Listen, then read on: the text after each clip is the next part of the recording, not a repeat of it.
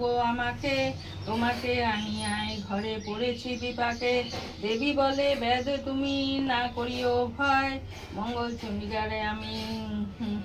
চণ্ডিকায় আমি শুনো পরিচয়।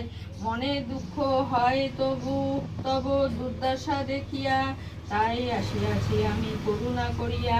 এই ধন তোরে আমি করিলাম দান, অর্ধ হইতে তুমি বেদ্য হইল ভাগ্যবান। এ থেকে বলিয়াই দেবী অন্তহিত হয়, বেদে কেউ সেদিন হইতে সৌভাগ্য উদয়।